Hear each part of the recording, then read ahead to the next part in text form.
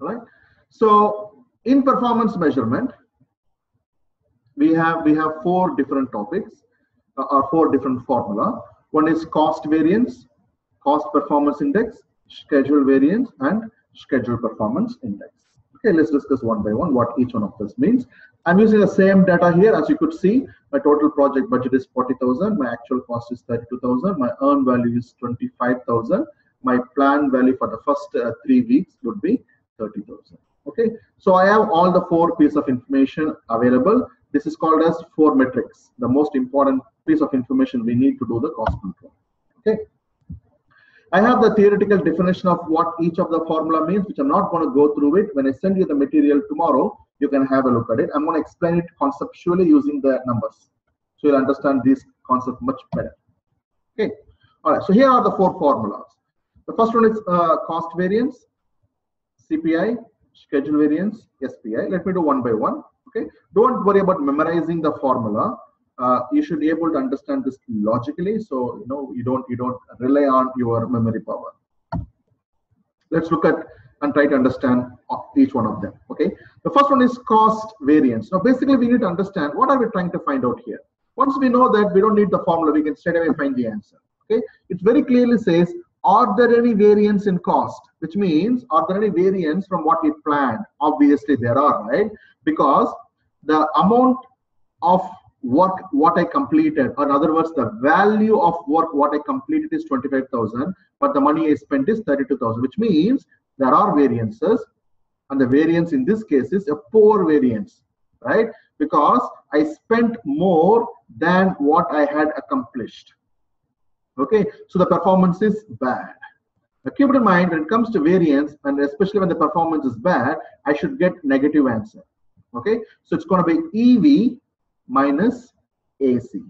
Okay, so EV minus AC. So it's going to be 25,000 minus 32,000. That's going to give you minus 7,000. Okay, that is going to give you minus 7,000.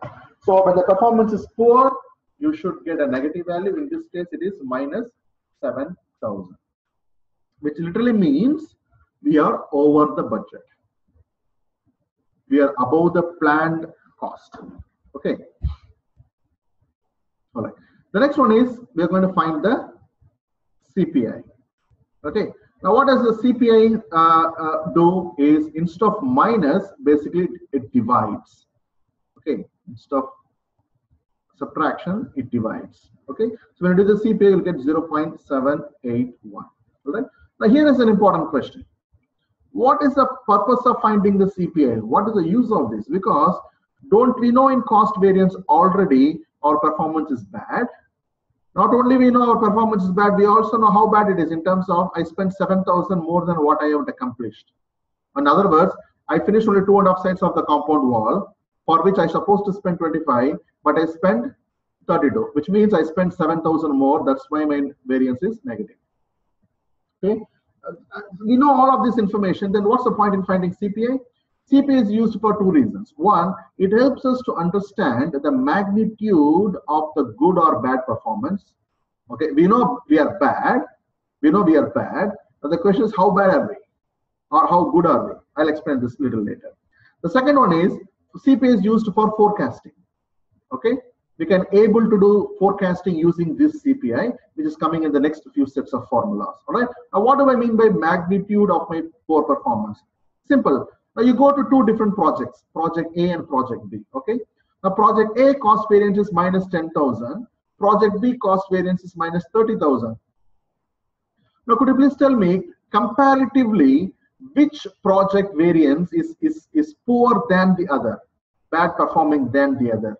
Now, don't say B. The answer is we cannot tell. Why we cannot tell? Lot of reasons. Reason number one, we don't know what is the budget of these two projects.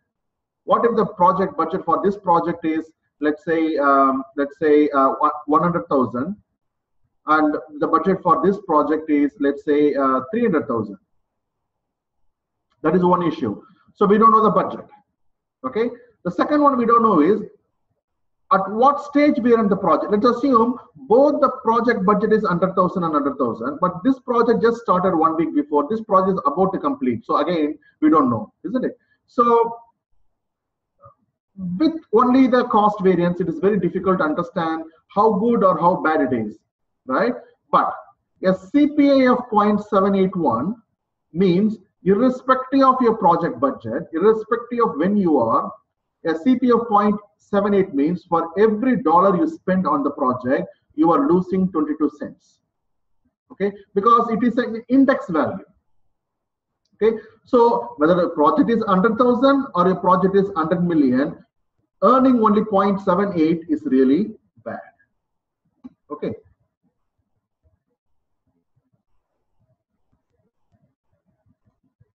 Right. So let me just clear everything out, and I'm going to say my cost variance is 7,000. My CPI is 0.781. And what should be the ideal CPI? Ideally, CPI should be greater than or equal to 1. Then it is good. Okay. All right. The next one is schedule variance. Schedule variance is basically asking the question, are we behind or ahead of schedule? Now, that is very simple, right?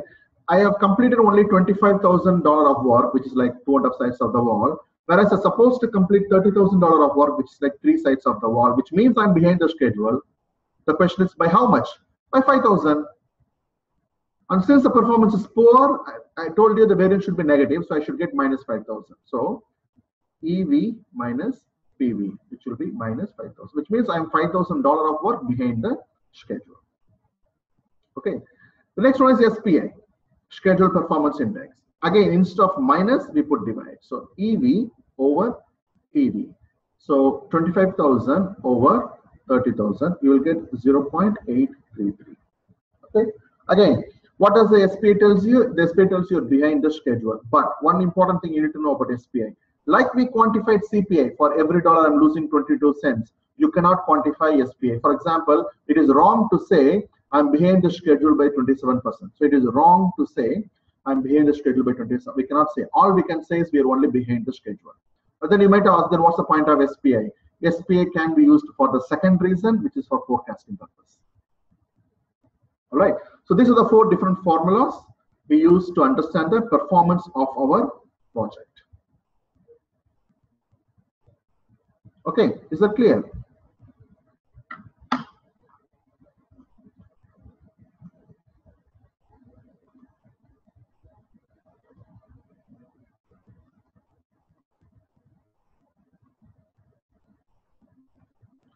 Just to make sure that you understood the earned value properly, I'm going to pop one question, see if you could be able to answer this question.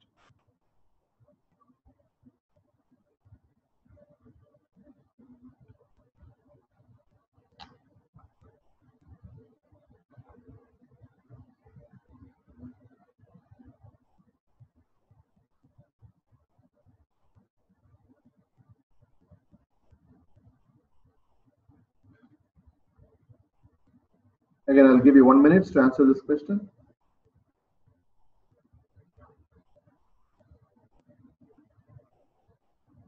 Read the question carefully, which says, except.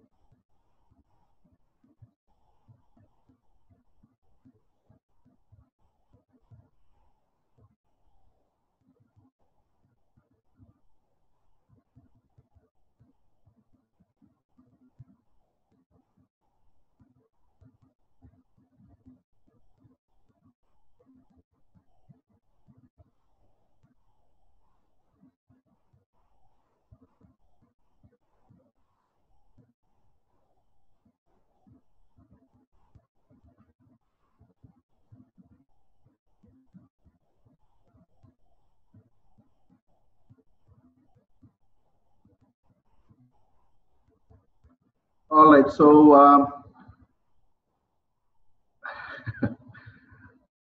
again, most of you got it wrong.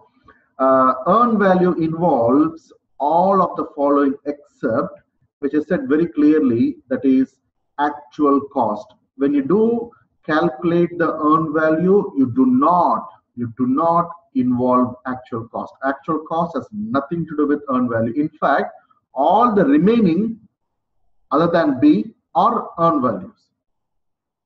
Earn value is budgeted amount of the work actually completed. It is the value of cost, budgeted cost of work performed, and it is the originally allocated budget amount. Okay, earn value is not the actual cost. The answer should be B. Okay.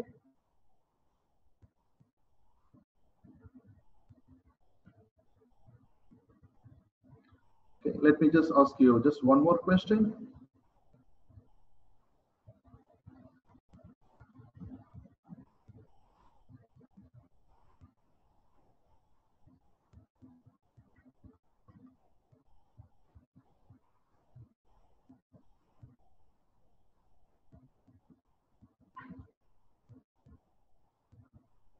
These are all the typical PMP exam questions. When if you're going for the PMP exam, this is how the exam question will be.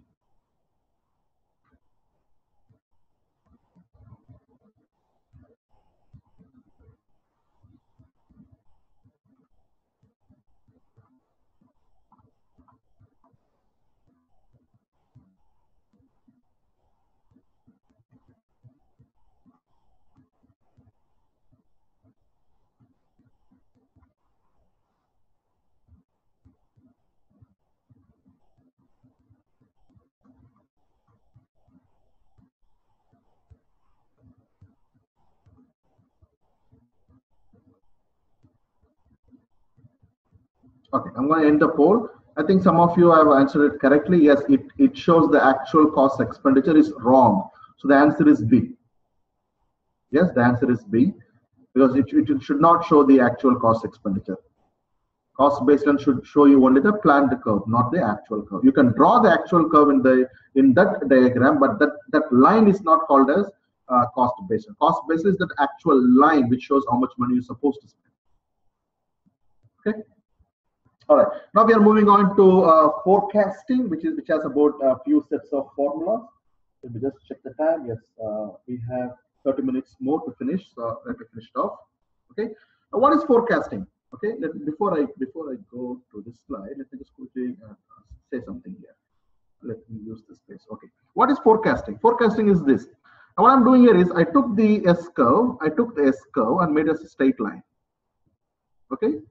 This is the start of the project, this is the finish of the project. For our project, start from 0, it goes up to $40,000, which is my VAC, isn't it? Out of which I completed roughly about $25,000 of work, which means let me draw a line here and I will say here, my earn value is $25,000, isn't it? So obviously I can very easily tell now the work remaining is how much? $15,000. $15,000 is the total value of work which are remaining. So how do I got the $15,000? Using a formula BAC minus EV. Okay, but when you do it picture, it is very easy to understand. Let me draw one more line here, which is the actual cost line. Okay, the actual cost should go somewhere up to here because my actual cost is 32,000, and that's why during this period my CPI is 0.781. Okay, now here is the question. The plan says I'm going to spend $40,000. My plan was to spend $40,000. But based on the progress, do you think you end up in spending $40,000 or do you think you'll spend more than $40,000? That's what we are trying to do in forecasting. Forecasting will try to attempt to forecast what is going to happen in the future. Are we going to finish the project as per the original budget?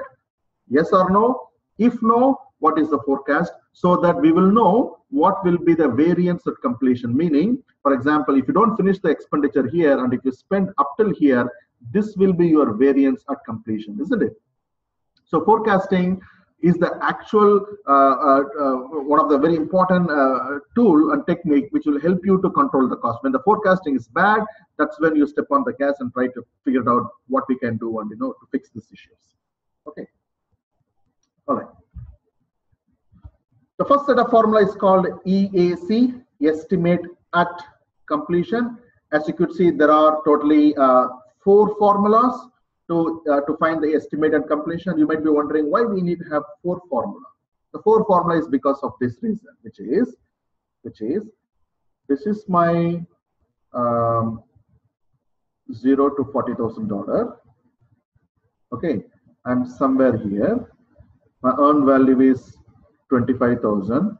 The work remaining is 15,000, and this is my actual cost where I spent 32,000, right?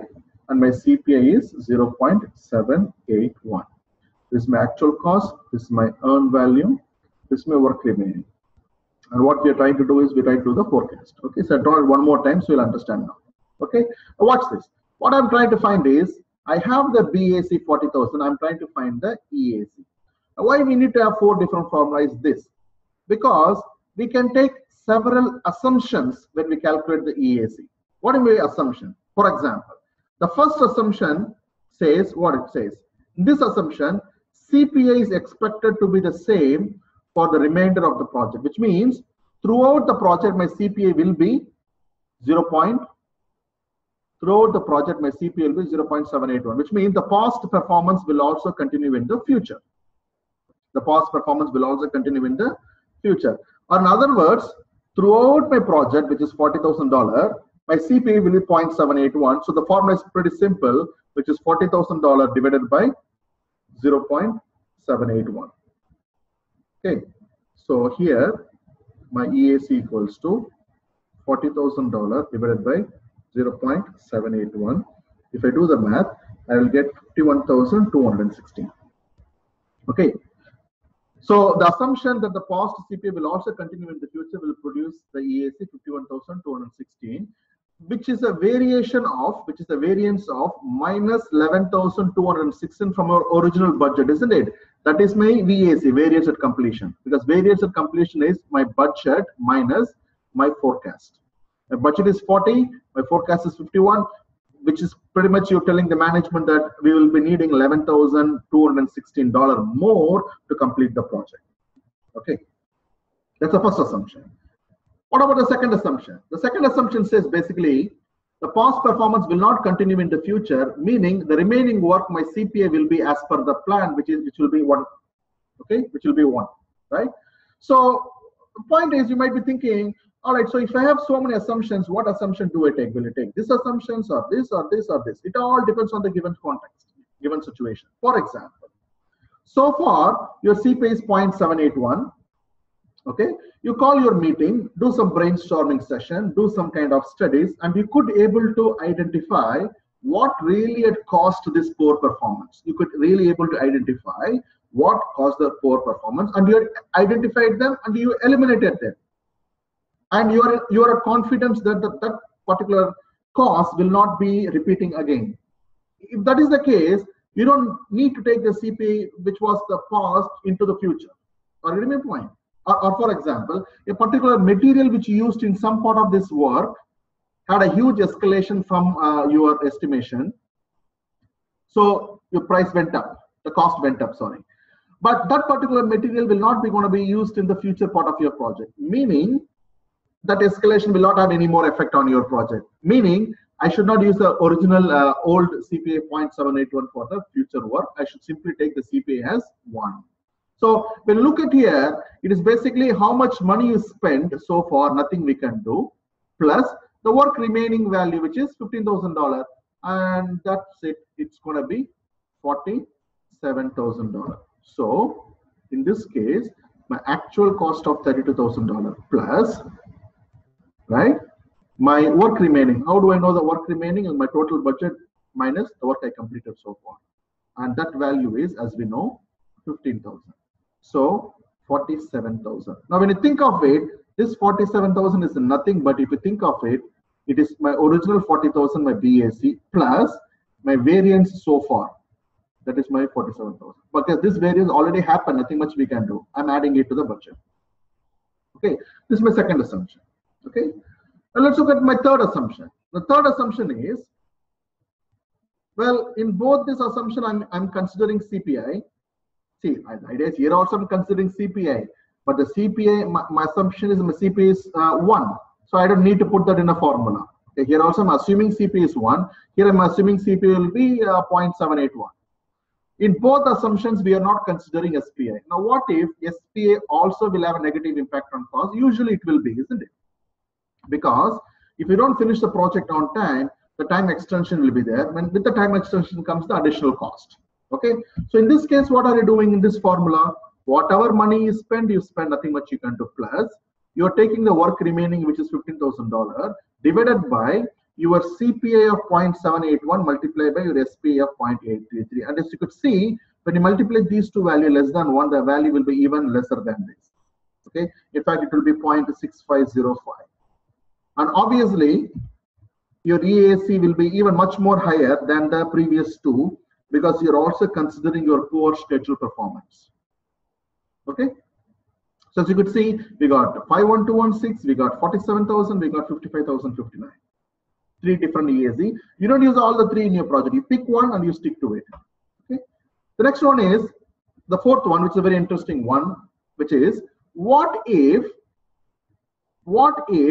some of the scope for the future projects have changed? Scope has been added or scope has been removed or a lot of changes are happening. Okay. If that is the case, you cannot still play around with your $40,000 budget and use that in your formula. See, now all the formula you're using BAC. We cannot use it because 40,000 is no longer applicable because you added some scope or removed some scope. In that case, what you will do is simply take the money what you spent so far plus you re-estimate the remaining work. Bottom up re-estimate. Okay. What does the ETC stands for? Estimate to complete. Estimate to complete means basically whatever is the work remaining, you are estimating it. Okay. Estimating the work remaining is called ETC. All right. So how much money or how much value you will get here, we don't know. That depends on how much you are actually re-estimating. Okay. So here are the 4 formulas for EAC. While explaining this 4 formula, I already explained one more formula, which is VAC, variance or completion, which is BAC minus EAC, which will show you the variance. For example, in this case, the variance will be minus 11,216. In this case, the variance will be minus 7,000, and in this case, variance will be minus 15,000. So there will be different variances. All right. This is called EAC, estimate at completion. Now we have ETC, stands for estimate to complete. Okay. Now ETC is quite simple and straightforward because we already know how much the total project is going to cost. ETC is nothing but simply subtracting the money you spent so far. For example, using the first assumption, my project, or let's say using the second assumption, the project is going to cost me 47,000 by the time I complete the project. Of which so far I already spent 32,000, which means the total money I will be spending to complete the remaining work will be 15,000. Because remember, this 47,000 assumption came from the remaining CPI will be 1. So obviously, the remaining money is good enough for you to complete the project. Or simply re-estimate the remaining work. This is the re-estimated ETC, which comes to this formula, bottom-up ETC formula. Okay. So ETC is quite straightforward if you could find the EAC. Okay. All right. Let me just quickly pop just one question, just to see if you grab this concept.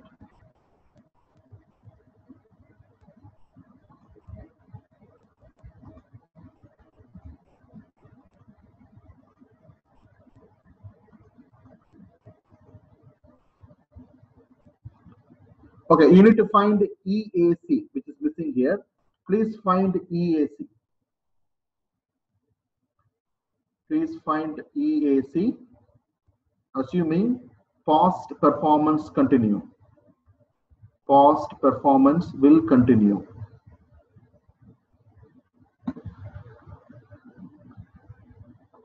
Past performance will continue.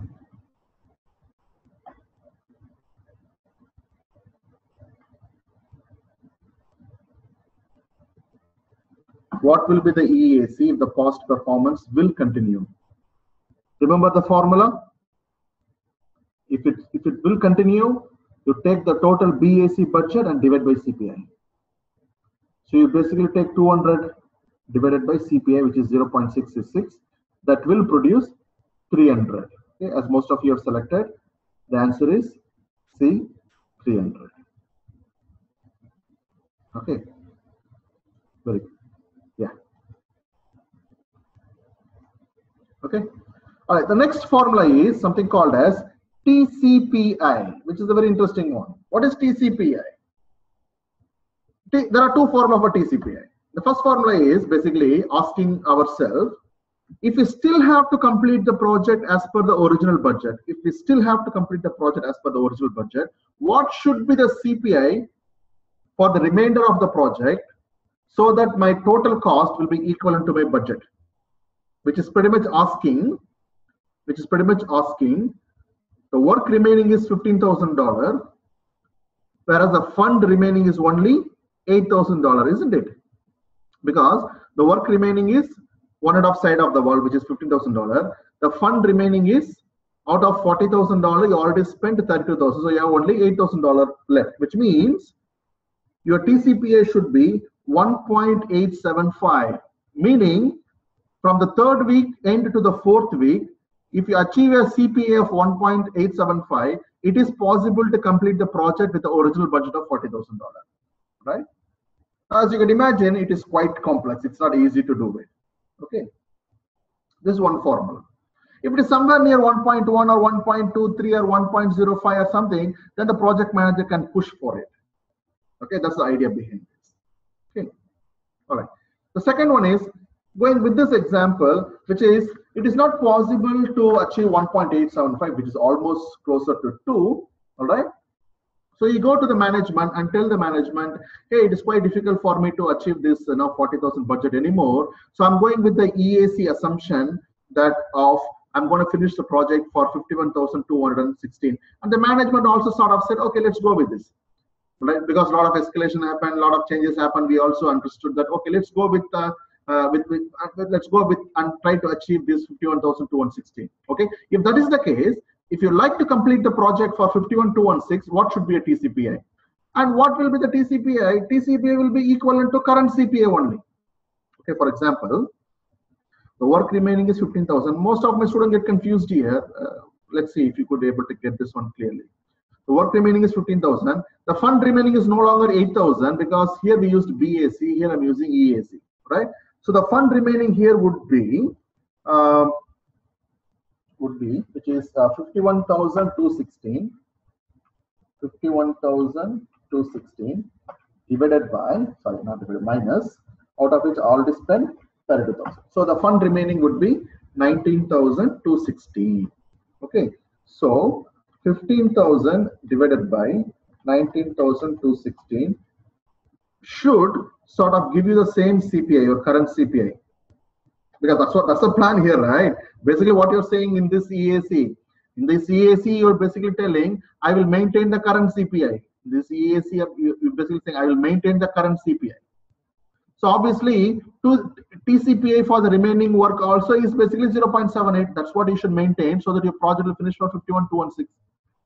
Now you might ask, this value will be always equivalent to current CPI. Okay, will be always equal to current CPI, but that's not the case. Watch this carefully. This EAC in this formula should not change next time when you're applying this formula after a day or two or after a week time.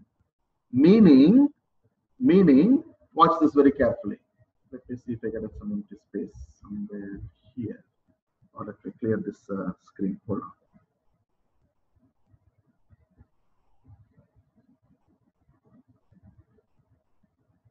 Okay, let's say your 40,000 will remain same, maybe after a week time. Yeah, this is after a week time. Your 40,000 will remain the same. Your earned value would have changed. Right now, your earned value is 25,000, right? Your earned value could have been, for example, 28,000, which means you completed more work. Which means right now the work remaining is 12,000. Now, when I come to EAC,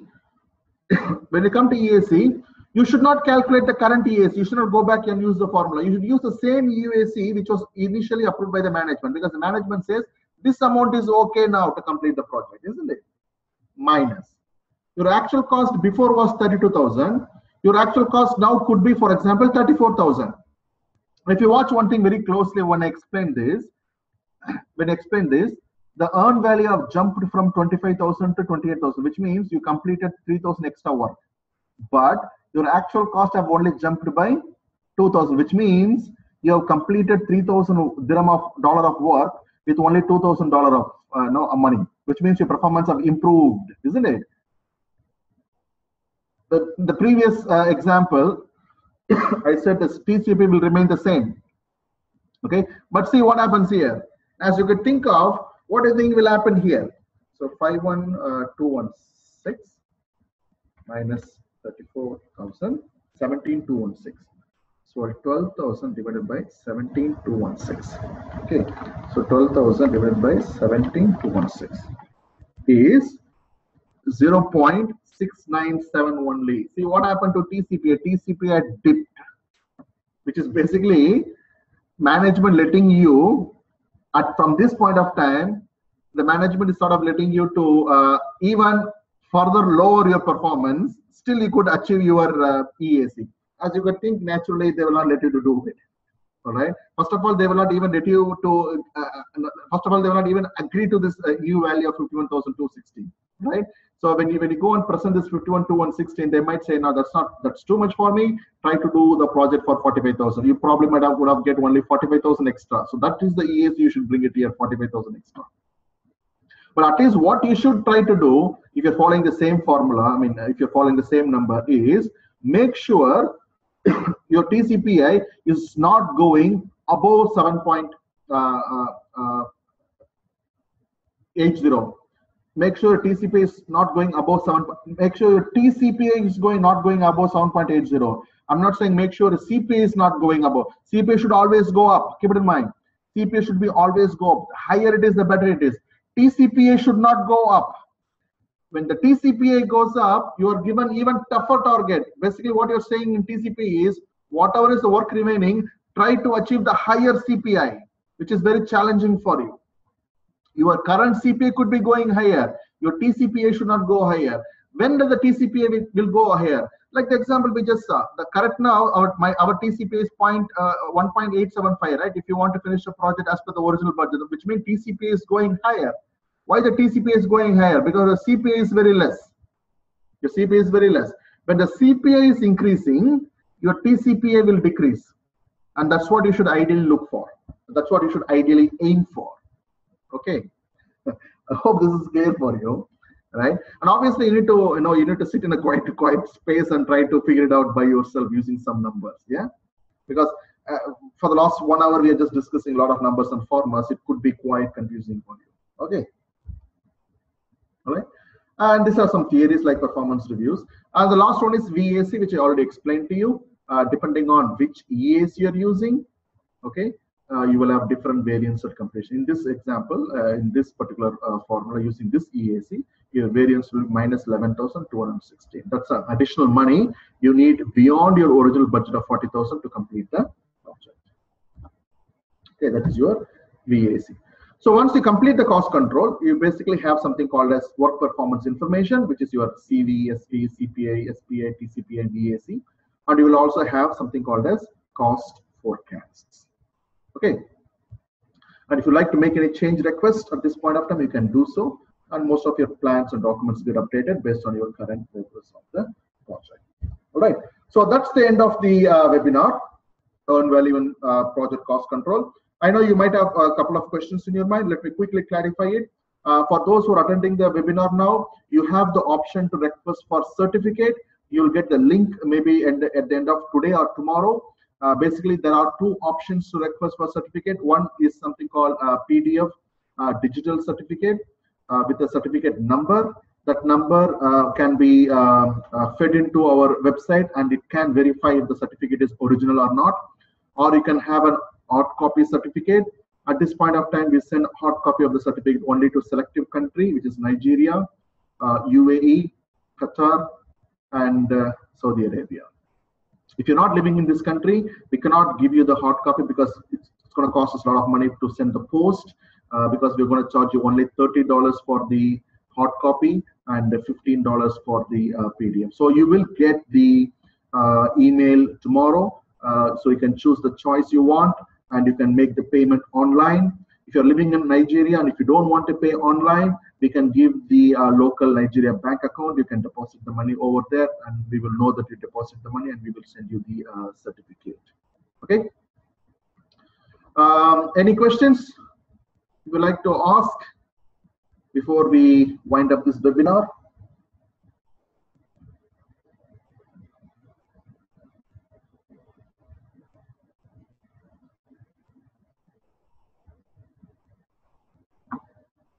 Okay. And there are no questions posted so far. Looks like we are okay. And just quickly, I would like to show just one more thing. You would have already came to our website.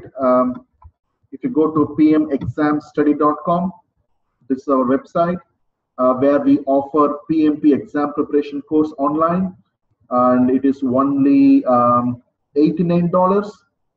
So it will cost you only $89 to complete the whole PMP exam preparation course, which has tons of videos, recorded videos, web quizzes and flashcards and so on. And especially for those people who are buying the certificate from us, this money, the certificate money, will be deducted from the total course fee. Meaning, if you buy a certificate for $80, you would pay only $59.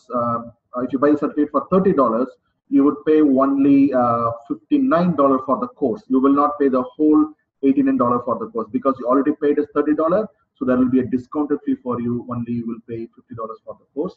You will get 100 days access. If you want to know how to apply for PMP, what is PMP, you can go to their website pmexamstudy.com and go to how to videos. Here I have a lot of links. You can watch it. And the plan is to conduct 2 webinars every month. So next month there will be a webinar. You can go to the free webinar section and you can see the upcoming webinars. You can simply register and watch those webinars as well. Just one very quick question. I would like to know what is your preferred topic for the next webinar? Could you please answer this question if you don't mind, so I can do a webinar which is of your interest? You can choose more than one choice.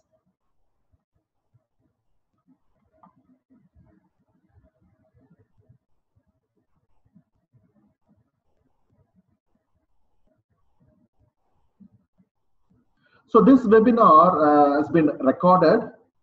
Tomorrow it will be uploaded in our website, so you can see the recorded session. So sometimes what happens is, if these concepts are new to you, you have to sort of play and pause and play and pause. So yes, it will be available in our website as a recorded session, so you can play and watch it. And we might be repeating the same webinar again next month to a different country. This time we focused only on Nigeria, but it is online, right? So anybody who has a link can watch it.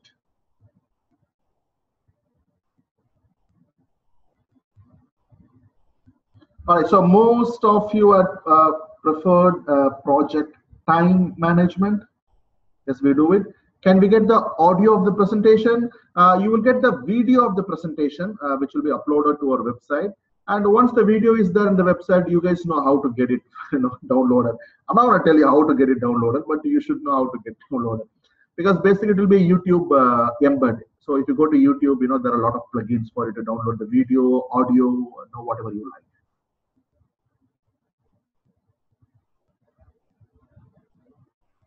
Okay, so most of you, the first best choice is project time management. Most of you want time management. The second best choice you all wanted is procurement management. The third is scope management. Fair enough. So let me try to do the project time management in our next seminar, rather webinar. Okay. So that's all from me. I think we are bang on time. Okay. So if you have anything else, you can ask me, or you can say bye and leave the webinar so I can close this room.